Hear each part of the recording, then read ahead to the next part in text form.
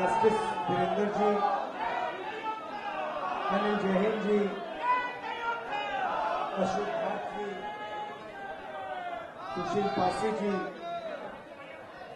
नियाजी नदीम जी, रविकांत जी, R K. Sahu जी, राजेश सचान जी, Frank हजूर जी, मीना कोटवाल जी, Subhashini Yadav ji, Congress party के senior नेता, civil society के लीडर्स, मेंबर्स, मित्रों, आप सबका यहां बहुत बहुत स्वागत। नमस्कार। राहुल गांधी जिंदाबाद।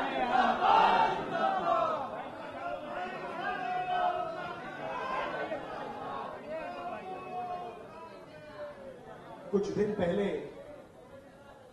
सबसे पहले आपका बहुत बहुत धन्यवाद कि आप सब यहां डिस्कशन के लिए आए, मेरी बात सुनने आए। इसके लिए आपको पहले ही मैं धन्यवाद करना चाहता हूं।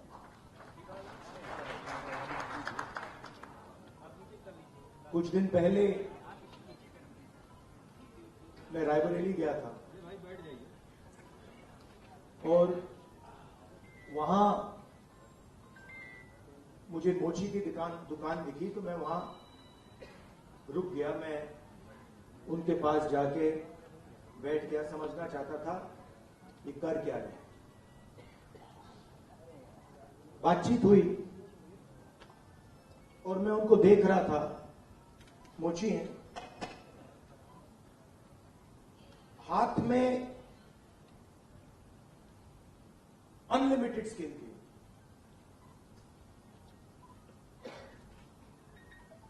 मतलब 30-40 साल का एक्सपीरियंस था।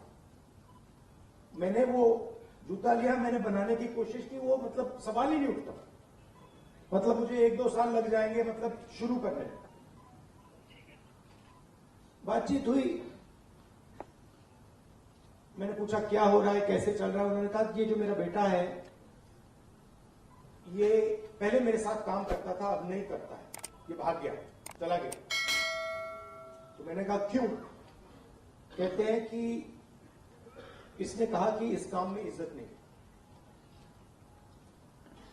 और फिर उन्होंने मुझे बोला कि राहुल जी, मेरी लाइफ में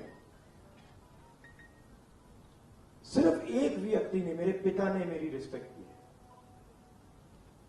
और किसी ने मेरी रिस्पेक्ट नहीं की। और ये सब लोग मेरा मजाक उड़ाते हैं। तो मैंने कहा, उनसे कहा कि तुम्हें मालूम कैसे कि मजाक उड़ाते हैं? नहीं, कभी कभी तो मुझे सीधा बोल देते और कभी कभी दूसरे लोग मुझे आके कहते हैं। मैं जब जा रहा था, मैं सोच रहा था इतना हुनर है, इतनी स्किल है और किसी से इनको इज्जत नहीं मिलती। और ऐसे हजारों लोग।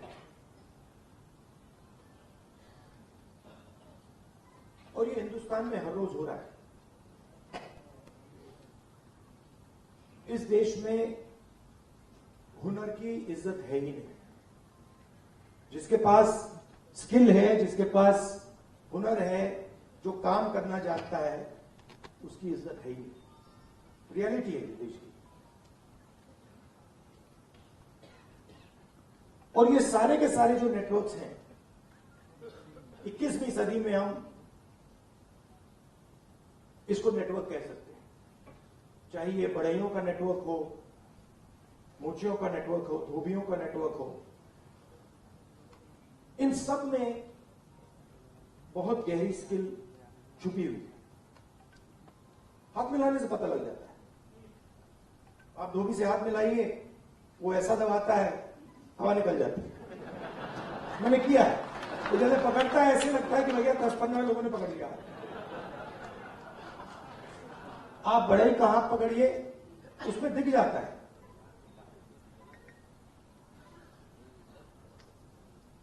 और फिर मैंने मोची भाई से बात की और मैं जो सिस्टम में काम करते हैं उनसे भी बात करता हूं, तो मुझे अंदर से दिखता है, बाहर से भी दिखता है। तो फिर जब मैं उनके साथ बैठा था, मुझे एक बात याद आई। यूपीए की सरकार थी और स्किल डेवलपमेंट मिशन यूपीए की सरकार ने शुरू किया। मतलब उसमें एक नए व्यक्ति को चीफ बनाया और उन्होंने मुझसे टाइम मांगा, तो मैंने कहा मिल लेता हूं। तो आए, टाटा कंपनी के लिए काम करते थे, आए बैठे और उन्होंने मुझे, इंजीनियर थे शायद, उन्होंने मुझे हिंदुस्तान की जो स्किल डेवलपमेंट है उसके बारे में उन्होंने बोला। मैं सुना, आधा घंटा बोले कि हम आईटीआई बनाएंगे, आईटीआई में लोगों को ट्रेनर बनाएंगे, ये पूरा उन्होंने डिस्कशन किया। मैं सुन रहा था और फिर मैंने उनसे सवाल पूछा। मैंने कहा देखिए, आप आईटीआई में ट्रेनर लाते हो, वो बढ़ई को कारपेंट्री सिखाता है, प्लम्बर बनाता है, मगर आपने एक बात कभी सोची? कहते क्या? कि आप कह रहे हो स्किल डेवलपमेंट, मगर हिंदुस्तान में स्किल की तो कोई कमी नहीं है। मतलब आप आईटीआई में बढ़ई तैयार कर रहे हो, मगर हिंदुस्तान में लाखों बढ़ई हैं, उनसे आप क्यों नहीं ट्रेनिंग कराते?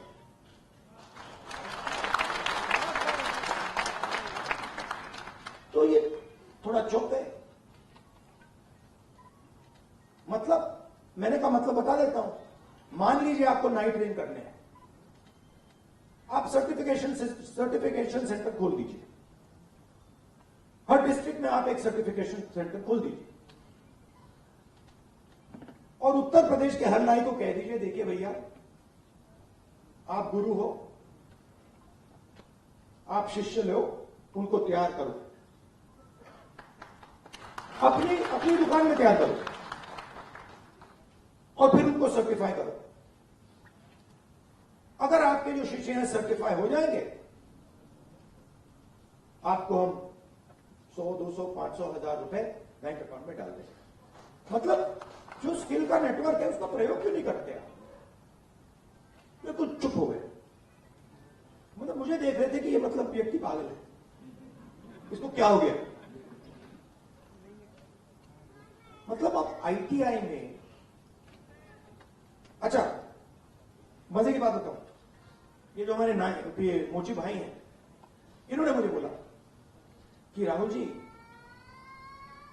मोदी जी ने नया प्रोग्राम शुरू किया, मुझे वहां बुलाया, मैं गया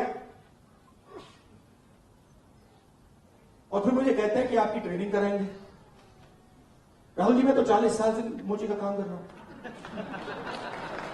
तो मैं वहां गया, वो जो उनका ट्रेनर था उसको मैं सिखा के आ गया।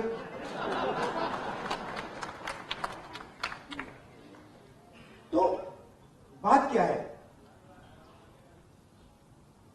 चाहे नाई हो, बढ़ई हो, प्लम्बर हो, धोबी हो, मोची हो, किसान हो, नॉलेज इनके हाथ में है,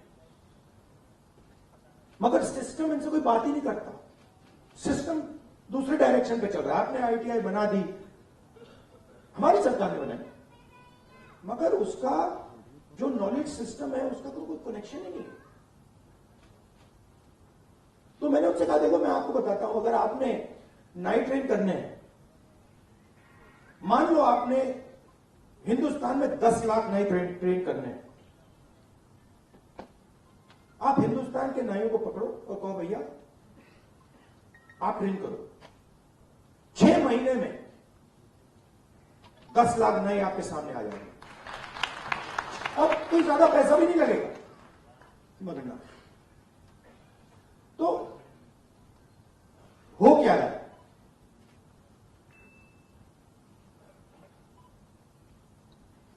गाड़ी का इंजन होता है ना, उसमें सिलेंडर होते हैं। मोटरसाइकिल में कभी 1 सिलेंडर होता है, 2 सिलेंडर की होती है, ट्रक 8 सिलेंडर की, 10 सिलेंडर की होती है। हिंदुस्तान में मान लो हिंदुस्तान के इंजन में 10 सिलेंडर है, काम सिर्फ 1 सिलेंडर कर रहा है। मतलब 90% लोग बाहर बैठे हुए हैं और देख रहे हैं, और उनके सिस्टम में कोई भागीदारी नहीं। उनके सिलेंडर में ना पेट्रोल मिलता है, ना मेंटेनेंस होती है, ना कोई चेकिंग होती है। एक सिलेंडर छोटा सा टक टक टक टक टक टक टक चल रहा है। कह रहे भैया दुनिया में, और कहते हैं भैया सुपर पावर बन जाएगा। कैसे सुपर पावर बन जाएगा? 90% लोग सिस्टम के बाहर बैठे हुए हैं। हुनर उनके हाथ में है, स्किल उनके हाथ में है, ज्ञान उनके हाथ में है, उनका कोई कनेक्शन ही नहीं है। तो इसीलिए हमने जाति जनगणना की बात उठाई, और थोड़ा कंफ्यूजन है। देखिए, बीजेपी के लोग कह रहे हैं कि भैया देखो, हम जाति जनगणना करेंगे, उसमें ओबीसी का सेक्शन दे देंगे।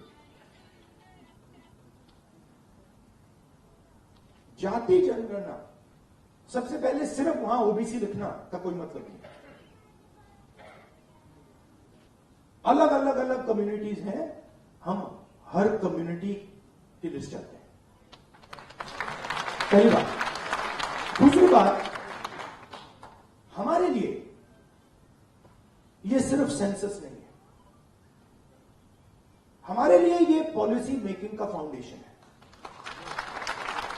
मतलब नींव है। और हम सिर्फ जाति जनगणना की बात नहीं कर रहे। मैं यहां क्लियरली कहना चाहता हूं, जाति जनगणना से सिर्फ आबादी पता लगी, वो बहुत जरूरी कदम है, क्योंकि भागीदारी से पहले आबादी के बारे में पता होना पड़ेगा, क्योंकि भागीदारी तक हम बिना आबादी के तो पहुंच ही नहीं सकते। मगर आबादी लास्ट कदम नहीं है। आप ये मत सोचिए कि आइडिया ये है कि भैया जाति जनगणना हो गई, उसमें सबकी गिनती हो गई और बात वहां खत्म हो जाएगी। नहीं, ये मेरा विजन नहीं है। ये पहला कदम है। मेरा विजन है कि हिंदुस्तान में धन किस प्रकार से बांटा जा रहा है।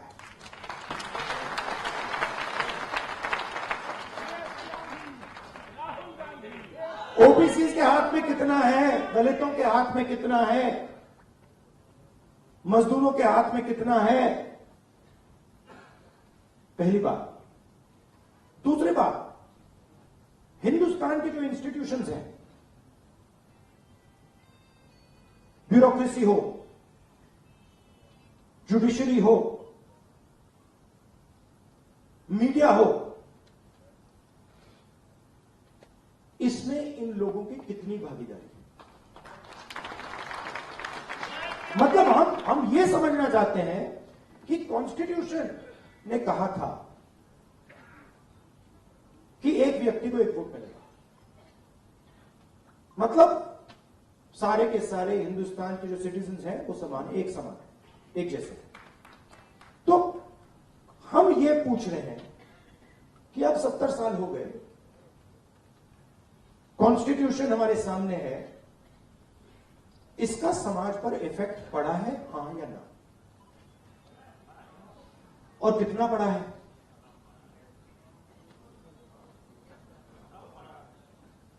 पड़ा है।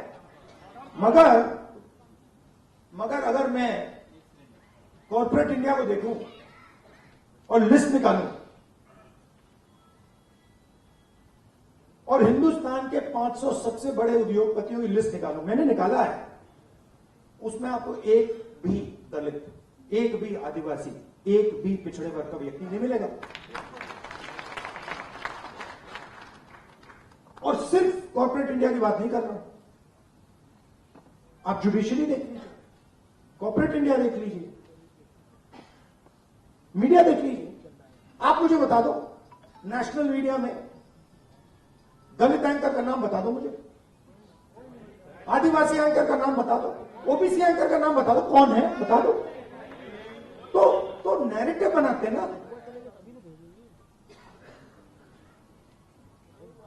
आप देखिए, हिंदुस्तान में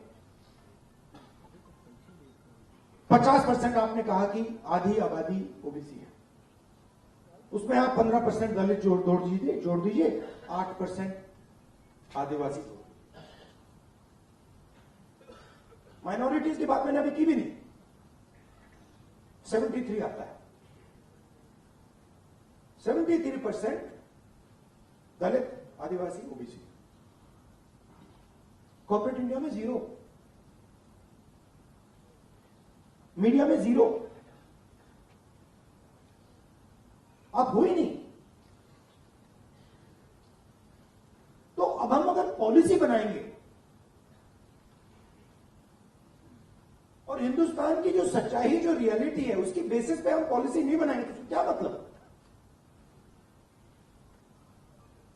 तो मैं आपसे यह कहना चाहता था कि जाति जनगणना हमारे लिए सिर्फ गिनती नहीं है, जाति जनगणना हमारे लिए पॉलिसी फ्रेमवर्क है और एक प्रकार से हमारा गाइड, जैसे कॉन्स्टिट्यूशन हमारा एक गाइड है जिसपे ये लोग रोज आक्रमण कर रहे हैं। जाति जनगणना, सोशो इकोनॉमिक सर्वे, इंस्टीट्यूशनल सर्वे, ये हमारा दूसरा गाइड है। और हमारा लक्ष्य है, जो मैंने आपसे कहा कि 10 सिलेंडर की गाड़ी है, 9 सिलेंडर बंद पड़े हुए हैं, तो हमारा लक्ष्य है कि 10 के 10 सिलेंडर काम करें। आप मुझे बताओ, पूरा का पूरा बैंकिंग सिस्टम, पूरा का पूरा बैंकिंग सिस्टम, नरेंद्र मोदी ने 16 लाख करोड़ रुपए 25 लोगों का कर्जा माफ किया।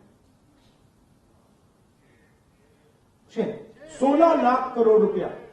अच्छा, उन 25 लोगों में एक दलित नहीं था, एक आदिवासी नहीं था, एक पिछड़ा नहीं था, एक माइनॉरिटी। तो पूरा का पूरा बैंकिंग सिस्टम 15 लोगों के लिए बनाया गया। ये जो हमारे भाई हैं, जो मोची का काम कर रहे हैं, जिनको पूरी लाइफ में इज्जत नहीं मिली, इनके लिए एक बैंक क्यों नहीं है जो इनकी मदद करे? कह कि हम स्पेशलाइज्ड बैंक बनाएंगे सिर्फ इनके लिए। तो पॉलिसी मेकिंग फ्रेमवर्क का यह मतलब है, हमारा काम हिंदुस्तान की 100% आबादी की मदद करने का। हमारा काम 5%, 10% आबादी की मदद करने का नहीं है। वो सरकार का काम हो ही नहीं सकता। और उसके लिए हमें इंफॉर्मेशन चाहिए। 21वीं सदी है, हमें डेटा चाहिए। डेटा ही नहीं। आप नोट कीजिए, मैंने 2 चीजें कही हैं। मैंने कहा है कि जाति जनगणना, social economic census, institutional census हम कराएंगे, और 50% का जो बैरियर है, जिसको हम एक्सेप्ट नहीं करते, फ्रैंकली बोलूं तो, इसको उड़ा के फेंकें। ये 2 चीजें मैंने कही। और मगर उसके बाद मैंने आज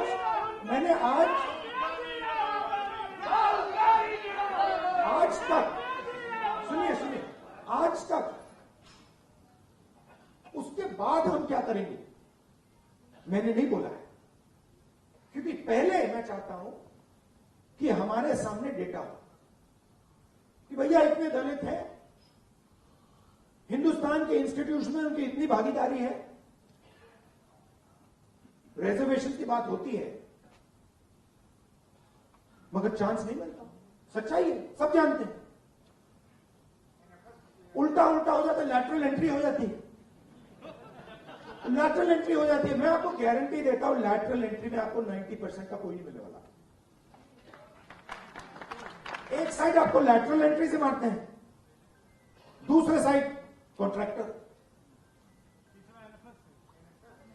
तो मतलब नीचे देखो वहां पिटाई हो रही है, ऊपर देखो वहां पिटाई हो रही है, साइड देखो वहां पिटाई हो रही है, मतलब जहां भी देखो। और 90% आपकी आबादी है। अब अगर आपकी 10% होती तो कोई कह सकता हाँ भैया 10% आबादी है, ठीक है, बट 90% आबादी आपके बिना देश नहीं चल सकता। और फिर मीडिया में आपको दिखेगा भैया एक पहले क्या होगा, वो बॉलीवुड की बात करेंगे, वहां पे डांस गाना दिखेगा, उसमें भी आपको कोई 90% का नहीं मिलने वाला, कोई नहीं मिलेगा। मैंने चेक किया भाई, मैंने लिस्ट निकाली है, मैंने भैया मिस इंडिया की लिस्ट निकाली है, मैंने देखता हूं देखो यार। अच्छा अब कहते हैं मिस इंडिया की लिस्ट निकाली है, राहुल गांधी जिंदाबाद। मैंने मिस इंडिया की लिस्ट निकाली, कहा ठीक है देखते हैं। मतलब माइनॉरिटी भी 90% में आती है मैडम, आप ही शामिल हैं। और आपको और शायद जो आपके साथ हो रहा है वो सबसे ज्यादा खराब है, मतलब आप पर तो डायरेक्ट आक्रमण हो रहा है। मगर आप भी 90% में हैं। तो मैंने लिस्ट निकाली मिस इंडिया की, मैंने कहा भैया इसमें तो होगा, मतलब एक दलित महिला तो होगी, एक आदिवासी महिला तो होगी ना दलित है ना आदिवासी ना ओबीसी, कोई नहीं। तो डांस गाना चलेगा वहां पे, कोई क्रिकेट की बात करेगा, कोई बॉलीवुड की बात होगी, किसानों की बात नहीं होगी, मजदूरों की बात नहीं होगी। आपने कभी मीडिया में मोची का इंटरव्यू देखा है? बस मेरे चैनल पे आ रहा है और किसी चैनल पे नहीं आ रहा। आप चाहे मोची हो, बढ़ई हो, प्लम्बर हो, धोबी हो, कभी नहीं दिखेंगे। और ये देश को चलाते हैं लोग।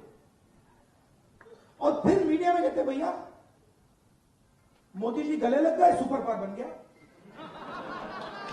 कभी वो यूक्रेन भागेंगे, कभी रूस भागेंगे, वो कभी गले लगेंगे और फिर भैया सुपर पावर बन गया, सुपर पावर बन गया। मतलब कैसे बन गया? 90% लोग मतलब शामिल ही नहीं है उसमें, बेरोजगार हैं, भूख लग रही है। तो पूरा का पूरा मतलब डिस्कशन वही 10-15 लोगों में होता है, वही एंकर है, वही एक्सपर्ट है, वो 5-6 लोग हैं, वही बोलते रहते हैं एक दूसरे से, और बाकी हिंदुस्तान देखता रहता है। इसलिए ऐसे डिस्कशन बहुत जरूरी है। भाई 90% क्या सोच रहा है, क्या हो रहा है, क्या इश्यूज हैं, क्या मुद्दे हैं। अच्छा आप एक और बात नोट कीजिए, किसी की टांग टूटती है, वो कहता है भैया मैं अस्पताल में जाके एक्सरे करना चाहता हूं। कभी कोई उससे कहता है नहीं करो एक्सरे, कभी कोई नहीं कहेगा ना कि भैया एक्सरे मत करो। वो चिल्ला रहा है कि भैया मेरी टांग टूटी है, लोग कह रहे नहीं एक्सरे मत करो। बट यहां ये हो रहा है, मैं कह रहा हूं जाति जनगणना करना है, एक्सरे करना है, सारी मीडिया वाले कह रहे नहीं करना है। क्यों नहीं करना है? मतलब हमने उसके बाद एक शब्द नहीं बोला क्या करेंगे, हमने सिर्फ ये बोला कि भैया हमें डेटा चाहिए, दलित कितने हैं, आदिवासी कितने हैं, माइनॉरिटीज कितने हैं, जनरल कास्ट के लोग कितने हैं, गरीब जनरल कास्ट के लोग कितने हैं, और कौन सी संस्थाओं में बैठे हैं, बिजनेस में कितने हैं, बॉलीवुड में कितने हैं, मिस इंडिया में कितने हैं। बस अब पता लगाना चाह रहे हैं। सारे के सारे मीडिया वाले, मोदी जी कहते हैं नहीं भैया पता नहीं लगाओ, देश को बांट रहे हो। भाई 90% की हम बात कर रहे हैं, आप कह रहे हो देश को बांट रहे हैं। कैसे देश को बांट रहे हैं? मतलब हम सिर्फ ये कह रहे हैं कि भैया 90% लोगों के पास भागीदारी है, हाँ या ना, चेक करो। कहते नहीं देश को बांट लो।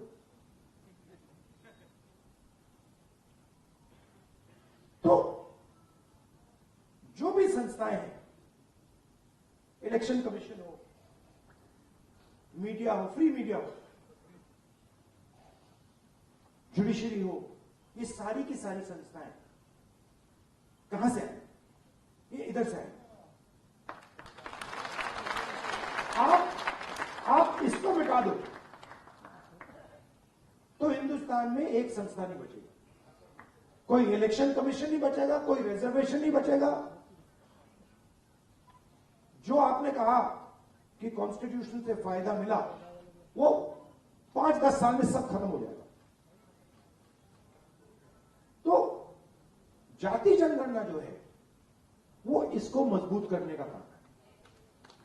ये आप समझिए, कॉन्स्टिट्यूशन की रक्षा हम कर रहे हैं जाति जनगणना के थ्रू। क्यों?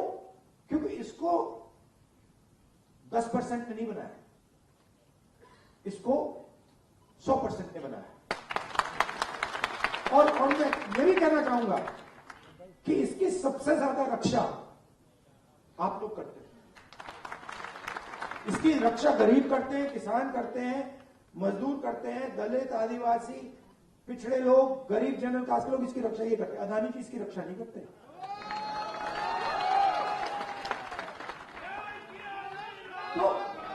तो जाति जनगणना जो है, जिसको कास्ट सेंसस कहते हैं, इंस्टीट्यूशनल सर्वे जो हम करवाना चाह रहे हैं, इकोनॉमिक सोशल सर्वे जो हम कराना चाह रहे हैं, वो सब इसकी रक्षा है। क्योंकि मुझे लगता है कि अगर हमने 90% को भागीदारी नहीं दी और 90% को हमने हिंदुस्तान के स्ट्रक्चर में शामिल नहीं किया, तो ये नहीं बचेगा। तो इसीलिए ये पैरेलल ट्रैक है। मुझसे किसी ने पूछा, आप संविधान की बात कर रहे हो और आप जाति जनगणना की बात कर रहे हो और आप रिजर्वेशन को 50% से बढ़ाने की बात कर रहे हो। मैंने कहा ये तीनों एक ही चीज है। ये दोनों जो चीजें हैं इसको बचानी है। क्योंकि अगर हम देश में 90% लोगों को भागीदारी नहीं देंगे तो ये नहीं बचने वाला। और हमारा लक्ष्य इसको बचाने का है। ये हिंदुस्तान के गरीब लोगों का प्रोटेक्शन है, किसानों का, मजदूरों का ये प्रोटेक्शन है। इसके बिना जैसे पहले होता था राजा महाराजा के टाइम में, जो मूड में आता था कर देते। वो मोदी जी मॉडल चलाने की कोशिश कर रहे हैं, महाराजा वाला, वो शहंशाह वाला मॉडल। हमने मोदी जी को ये करवा दिया।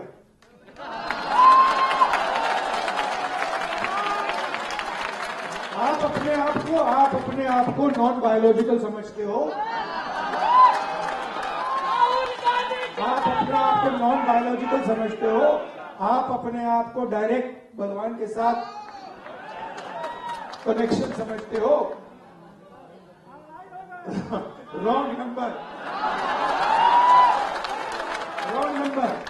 चुनाव के एकदम बाद ये मैंने कहा, देखो हिंदुस्तान के किसानों ने, मजदूरों ने सिर झुकवा के कॉन्स्टिट्यूशन से मत्था लगा। और ये काम हम नहीं कर रहे हैं। आप मत सोचिए कि राहुल गांधी और ये सब लोग ये काम कर रहे हैं। नहीं, ये हिंदुस्तान के अंदर से आवाज आ रही है।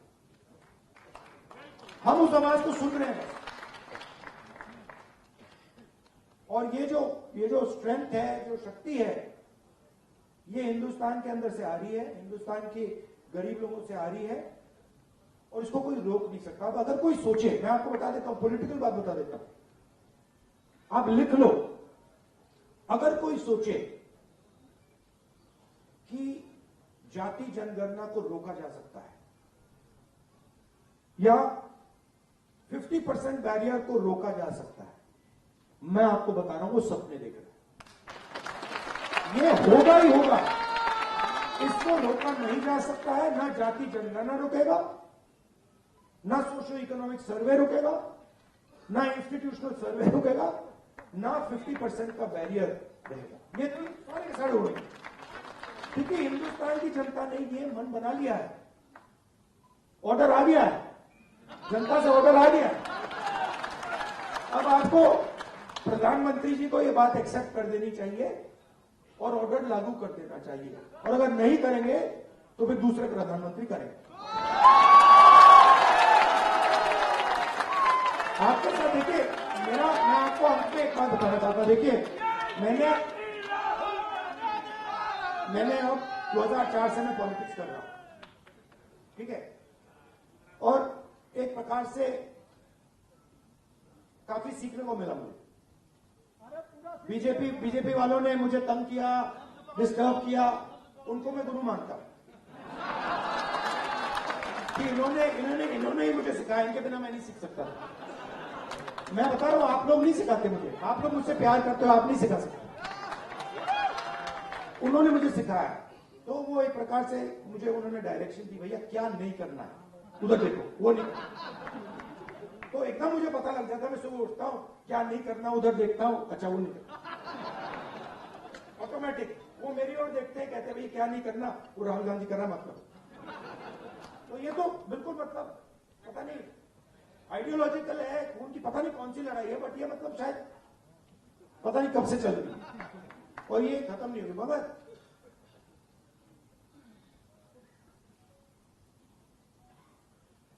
हर राजनेता के लाइफ में, हर में नहीं मगर जो सीरियस राजनेता होते हैं उनकी लाइफ में कभी कभी राजनीति से आगे चीज बढ़ जाती है। मैं जाति जनगणना राजनीति के लिए नहीं करता, ये आप मुझे इसलिए इंटरेस्ट नहीं। मैं पता क्यों कर रहा हूं, क्योंकि मुझे जब मैंने हजारों लोगों से बात की है, जब मैंने उस मोची भाई से बात की ना, उसने मुझे बताया कि किसी ने मेरी इज्जत नहीं की लाइफ में, मैं इस बात को एक्सेप्ट नहीं कर सकता। मैं इस बात को एक्सेप्ट करने को तैयार नहीं हूं कि हिंदुस्तान में ऐसे लोग हैं जिनके पास हुनर है, एक्सपीरियंस है, समझ है, मगर रिस्पेक्ट नहीं। मैं इसको एक्सेप्ट नहीं करता। बाकी लोग एक्सेप्ट कर ले, मुझे कोई फर्क नहीं। तो मेरे लिए ये औजार है, जाति जनगणना हो, 50% रिजर्वेशन हो, मेरे लिए ये जो हिंदुस्तान के जो आत्मा है, 90% जिसको मैं कहता हूं, गरीब लोग हैं, किसान हैं, उनको इस देश में शामिल करने की औजार है। और मेरे लिए ये मिशन है, मेरे लिए ये, इसमें कोई मतलब, आप देखोगे आने वाले समय में पॉलिटिकल नुकसान भी होगा, तब भी करूंगा।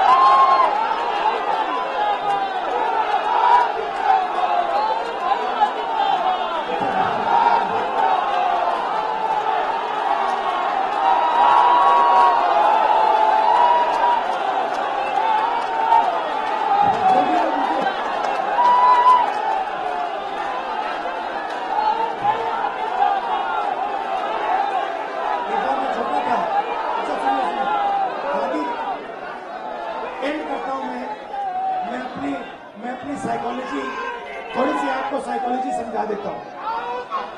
मैं छोटा था,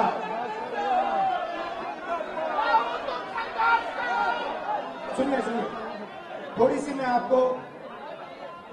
तो हुआ क्या, एक दिन एक जर्नलिस्ट आए मेरे पास।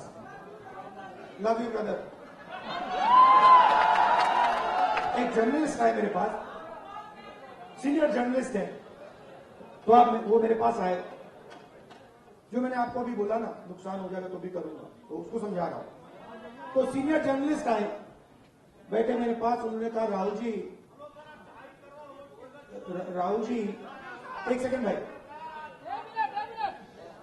आए मेरे पास सीनियर जर्नलिस्ट और उन्होंने मुझे कहा राहुल जी,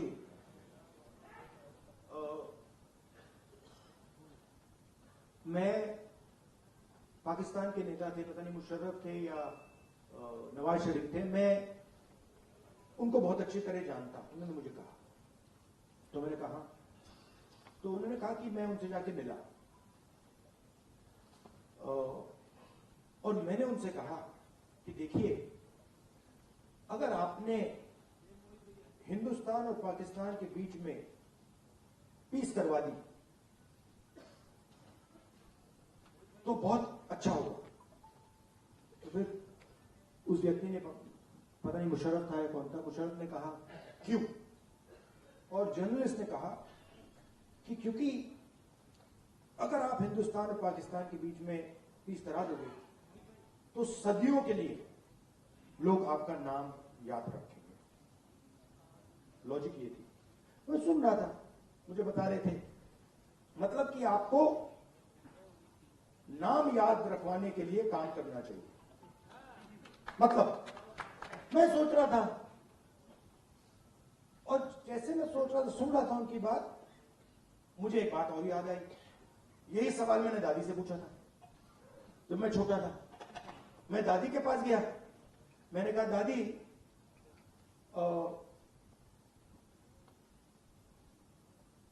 जब आप मरेंगी, मरने के बाद आपको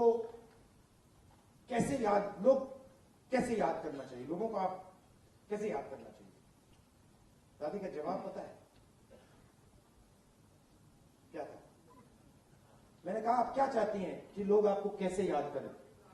हाँ, नहीं, उनका जवाब था, मैं चाहती हूं कि याद ही ना करें। मतलब क्लैरिटी थी, मैं काम याद करवाने के लिए नहीं करता,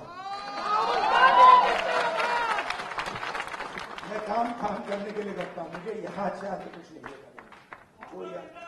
वो ये जो याद वाला है वो नरेंद्र मोदी जी का काम है।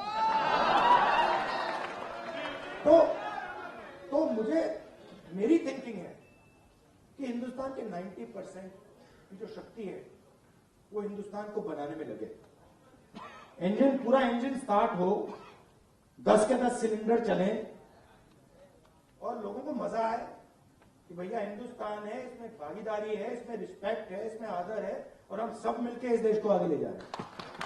धन्यवाद, नमस्कार।